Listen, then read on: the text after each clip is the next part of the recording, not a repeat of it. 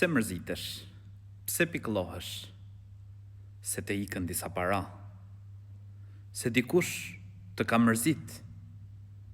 Nuk ja vlen të mërzitesh për dynjan. Nuk ja vlen të mërzitesh për këtë dhe atë. Ajo që në të vërtet duhet të mërzitet dhe të pikëllohet për të njeriu është nëse neglizhon diçka për botën tjetër. Nëse neglizhon diçka për ahiretin. Pasuria për të cilën ti mërzitesh, duhet ta dish se nëse nuk përdoret për me kënaq të madhin Zot, për punë të mira, ajo nuk të bën dobi, përkundrazi të bën dëm. Shoqëria për të cilën ndoshta ti mund të mërzitesh, nëse nuk është shoqëri që të ndihmon me u afru tek Zoti i gjithësisë, ose që ti ndihmon të afrohen tek Allahu i lartësuar, nuk vlen të mërzitesh për ta. Sepse herët apo vonë, një ditë do të ndahesh me ta. Profeti alayhis salam na tregon në një hadith, ku kuptohet prej hadithit se njeriu kur ndron jetë e pasojnë 3 gjëra. E pason familja, njerëzit e tij, e pason pasuria dhe puna.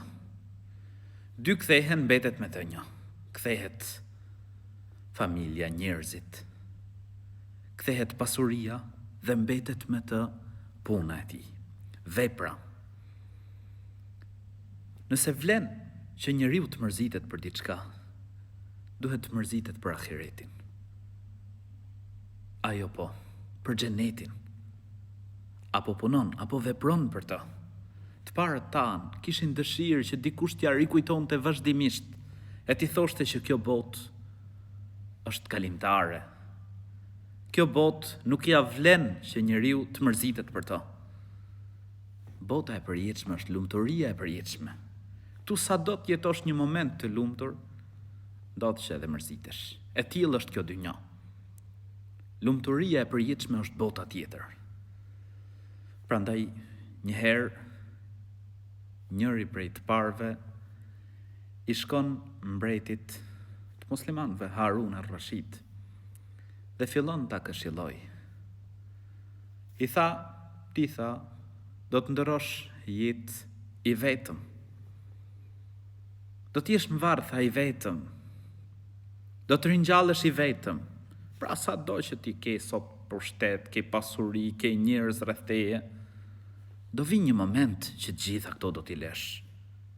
Do t'u udhëzosh i vetëm. Do të largohesh nga kjo dynja i vetëm.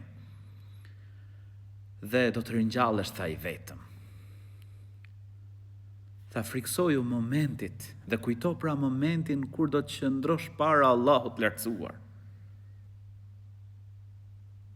Kështu që vllai im, motra ime, nuk ja vlen çdo lloj situate dhe vështirësie që po kalon.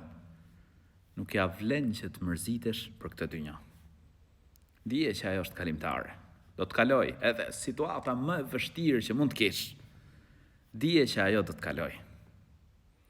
Sino, botën tjetër, gjithmonë mundohu pra këtë dynja me shfrytëzu për me arrit lumturinë e përjetshme në botën tjetër. Vazhdimisht përpiqu për to. Sa aty është lumturi e përjetshme. Xheneti është i përjetshëm. Nuk ka hidhrim, nuk ka pikëllim, nuk ka sëmundje, nuk ka mërziti. Mundohu pasurinë që kem në këtë dynja. Mundohu që ta përdorësh për botën tjetër. Shoqërinë që ke në këtë dynja. Mundohu të nxisni njëri tjetrin për me u afru tek Allahu i lartësuar. Me bashkëshortin, me bashkëshorten, përpiqu që të afrohesh tek Zoti i gjithësisë, me të afërmit e tu. Me të vërtet, për këtë ja vlen që njeriu të sakrifikojë, të përpiqet për botën tjetër. Mos u pikëllo, mos u mërzit, se Allahu i lartësuar më mirë do ta bëj, eluz Zotin e gjithësisë, që të na mundësoj një jetë të mirë në këtë botë dhe lumturinë e përjetshme në botën tjetër. Amin.